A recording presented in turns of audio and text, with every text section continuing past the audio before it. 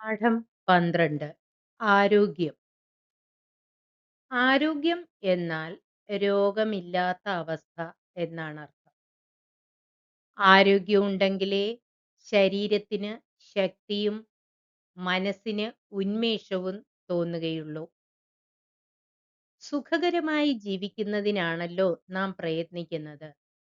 എന്നാൽ ആരോഗ്യം ഇല്ലെങ്കിൽ സുഖം ഉണ്ടാവുകയില്ല.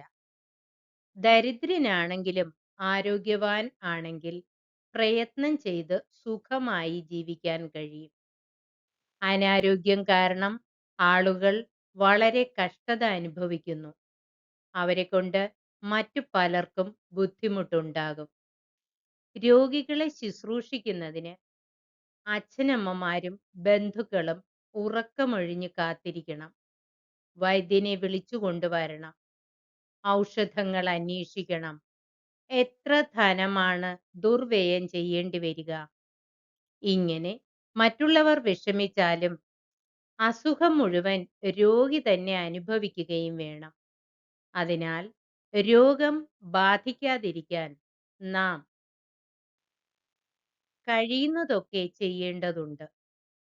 ആരോഗ്യം സംരക്ഷിക്കാൻ ചില കാര്യങ്ങൾ മനസ്സിലാക്കേണ്ടതുണ്ട്. ശുദ്ധമായ വായു മാത്രമേ ശ്വസിക്കാൻ പാടുള്ളൂ. വായു പല പ്രകാരത്തിൽ അശുദ്ധമാകും. ചീഞ്ഞതും അളിഞ്ഞതുമായ പദാർത്ഥങ്ങൾ കൊണ്ട് വായു ദുഷിക്കുന്നു. അങ്ങനെയുള്ള മലിനവായു ശ്വസിച്ചാൽ രോഗം പിടിപെടും. അതിനാൽ വേല ചെയ്യുന്നതും ഇരിക്കുന്നതും കിടക്കുന്നതുമെല്ലാം ശുദ്ധവായു സുലഭമായി ലഭിക്കുന്ന സ്ഥലത്തായിരിക്കണം. വീട്, പള്ളിക്കൂടം തുടങ്ങി നാം പെരുമാറുന്ന എല്ലാ കെട്ടിടങ്ങൾക്കും ധാരാളം വാതിലുകളും ജനാലകളും വേണ്ടതാണ്.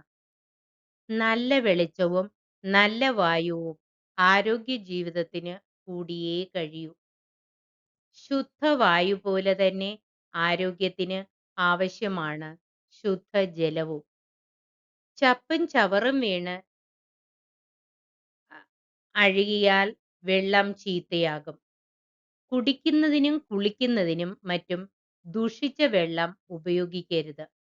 കിണറുകളിലും കുളങ്ങളിലും മാലിന്യം കലരാതെ പ്രത്യേകം സൂക്ഷിക്കണം.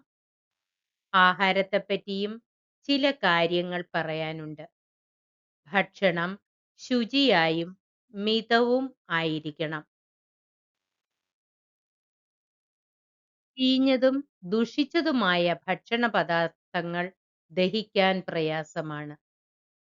വേണ്ടതിലധികം ഭക്ഷണം കഴിച്ചാലും ശരിയായി ദഹിക്കുകയില്ല. ദഹനക്കുറവ് രോഗത്തിന് കാരണമാകും.